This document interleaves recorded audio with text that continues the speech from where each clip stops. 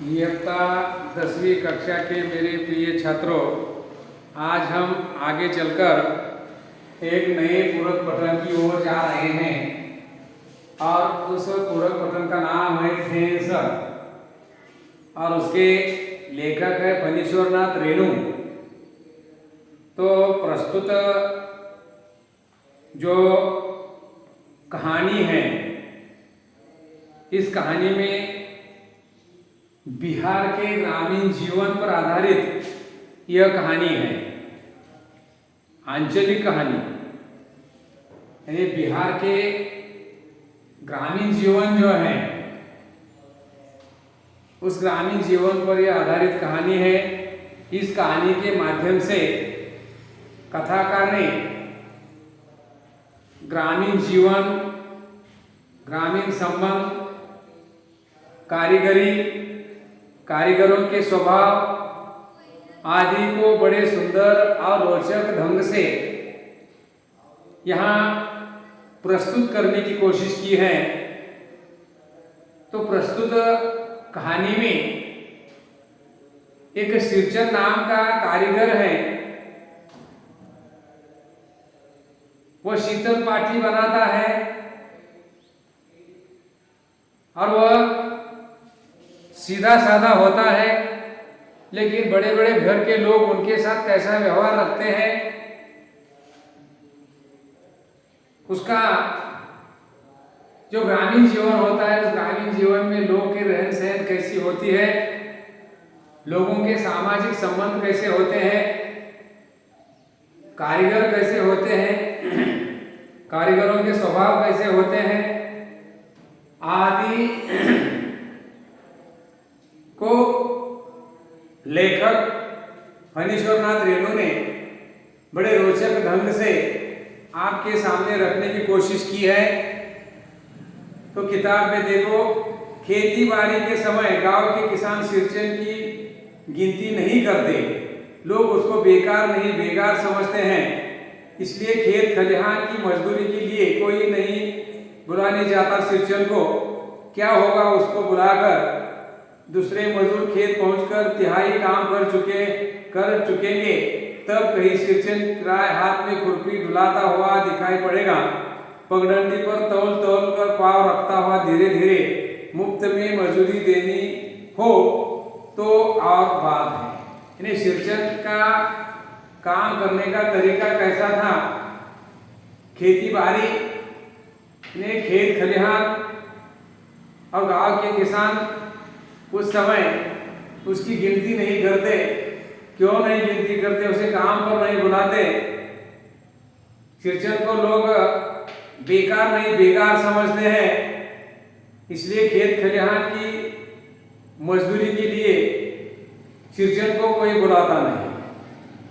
अगर किसी ने उसे बुलाया तो दूसरे मजदूर ने खेत में पहुंचकर एक तिहाई काम पूरा करने के बाद ये सिरचन हाथ में खुरपी डुलाता हुआ दिखाई पड़ेगा और पगडंडी पर तौल कर पांव रखता हुआ धीरे धीरे वो खेत में जाता है। और मुफ्त में मजदूरी देनी हो तो बात और है। यानी उन्हें मजदूरी देना हो तो यह ठीक है। तो ये इसी तरह काम करने का उनका तरीका था और इसलिए कोई उसे सिरचन को काम के लिए नहीं बुलाते। आज सिरचन को मुक्तखोर, कामचोर या चतुर कह ले। एक समय था जब उसकी मड़ैया के पास बाबू लोगों की सवारियां बंधी रहती थी। उसे लोग पूछते ही नहीं थे, उसकी खुशामद भी करते थे। अरे सिरचन भाई, अब तो तुम्हारे ही हाथ में यह कारीगरी यह रह गई है। सारे इलाके में एक दिन समय निकाल कर चलो, बड़े भैया की चिट्ठी आई है शहर से, सिरचन से एक जोड़ा सीख बनाकर भेज दो। यानी सिरचन मुक्तखोर, कामचोर या चतुर कह ले, कोई भी उसे कहो। मुक्तखोर ने फुकट में काम करने वाला, कामचोर कम काम करने वाला। एक समय ऐसा था उसकी जो मड़ैया है, मड़ैया मतलब झोपड़ी, यानी उनका घर जो था, उनका जो घर था, उस घर के पास बाबू लोगों की, बड़े बड़े बाबू लोगों की सवारियां बंधी रहती। उसे लोग पूछते थे, उसकी खुशामद करते थे, पूछते ही नहीं खुशामद करते थे। खुशामद यानी स्तुति, स्तुति करते थे। एक समय ऐसा था लोग उसकी स्तुति करते थे। अरे सिरचंद भाई, तुम्हारे हाथ से कारीगरी कहाँ से आ गई है? इस इलाके में तो ही एक कारीगर रह गया है। एक दिन निकाल कर हमारे घर आओ। लेकर कहते उन्हें कि बड़े भैया की चिट्ठी आई है शहर से, एक जोड़ा चीक बनाकर भेज दो। यानी चीक मतलब चटाई वगैरह आप घर में उसका इस्तेमाल करते हैं। यह मेरे भाई ने तुम्हें भेजने के लिए कहा है। मुझे याद है मेरी माँ जब कभी सिरचंद को बुलाने के लिए कहती, मैं पहले ही पूछ लेता भोग क्या क्या लेगा। ये मुझे मालूम है। मेरी माँ अगर कभी सिरचंद को बुलाने को कहती तो उसे पहले पूछा जाता है वह क्या क्या भोग लेगा, यानी खाने पीने की चीजें वह क्या लेगा। यह माँ पूछती थी, मैं हंसकर कहती थी जा जा, बेचारा मेरे काम में पूजा भोग की बात नहीं उठाता कभी। पड़ोसी के गांव के पंचानंद चौधरी के छोटे लड़के को एक बार मेरे सामने ही बेपानी कर दिया था सिरचंद ने। तुम्हारी भाभी नाखून से काट कर तरकारी परोसती है और इमली का रस डालकर कड़ी तो हम मामूली लोगों की घरवालियां बनाती हैं। तुम्हारी भाभी ने कहाँ से बनाना सीखी है? वो कहती है माँ हंसकर, जा बेचारे खाने पीने की मत चिंता कर, पूजा भोग की बात वो नहीं उठाता। ने भोग यानी खाना, भोग यानी जो खाने की चीजें हैं, खाने की चीजें, ने खाने की चीजों की वह अपने घर में वह नहीं कोई ऐसी मांग नहीं करता। तो एक बार वो सोचती है कि अगर ज्यादा बोला तो उसका वह क्या करता है, अपमान करता है। एक बार माँ कहती है कि पड़ोसी के गांव से पंचानंद चौधरी के छोटे लड़के को उन्होंने इतने बेपानी कर दिया था। बेपानी मतलब बेइज्जत, अपमान, उनका अपमान किया था। अगर उसे कोई ज्यादा बोलेगा तो वह सहन नहीं कर सकता। काम की बात करना उन्हें और अच्छा लगता है। तो तुम्हारी भाभी जो है वो इतनी कड़ी कैसी परोसती है, इमली डालकर, ये मामूली घरवालियां भी बनाती हैं। तुम्हारी भाभी ने कहाँ से बनाना सीखी है? वो जो कड़ी है वह अच्छी तरह से बनाती है। इसलिए सिरचंद को बुलाने के पहले मैं माँ से पूछ लेता। तो लेखक कहते हैं कि अगर सिरचंद को बुलाना है तो पहले माँ को पूछना पड़ता है। सिरचंद को देखते ही माँ उछल कर कहती, आओ सिरचंद, आज नीनू मत रही थी तो तुम्हारी याद आई।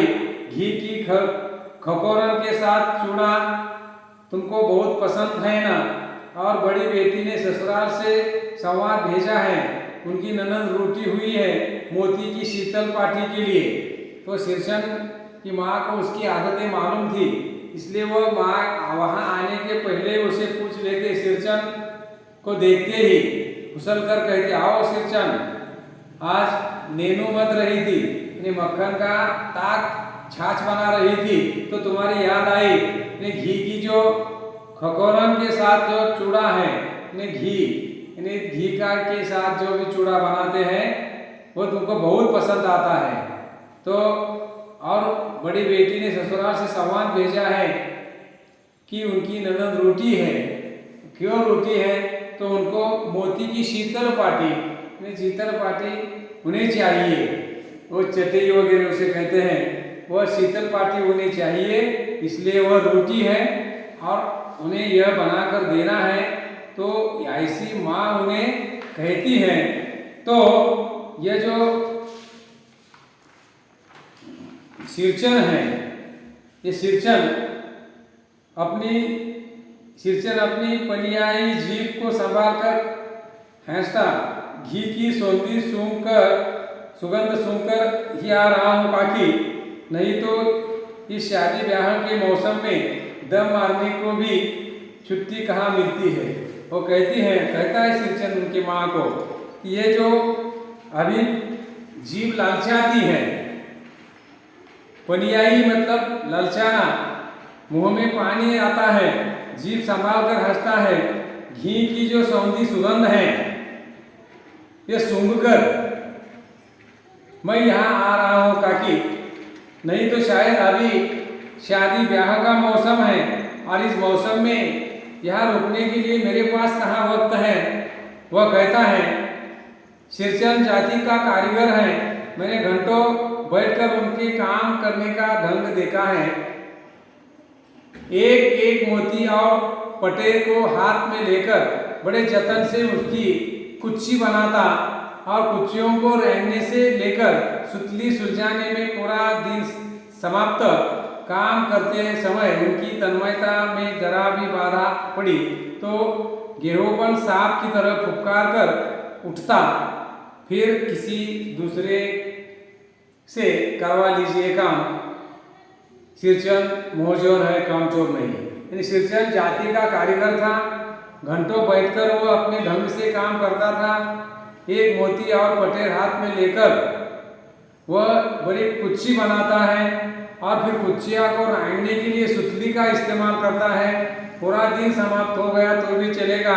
काम करते समय उनकी जो तन्मयता है, लगन है, ये लगन में कोई अगर बाधा डाली काम करते समय तो उसे बहुत गुस्सा आता था, फुफकारता था सांप की तरह और किसी दूसरे से कर और कहता काम हाथ में रखकर वो कहता है कि किसी दूसरे से बनवा कर लीजिए, मैं यह काम नहीं करूँगा, ऐसा वह कहता है। और ये जो कारीगर होते हैं ये बहुत चालाक होते हैं और ऐसे ही कारीगर बिहार के कारीगर का वर्णन इस पूरक पठन के माध्यम से, कहानी के माध्यम से यहाँ किया है। तो और यहाँ ही रुकते हैं। धन्यवाद।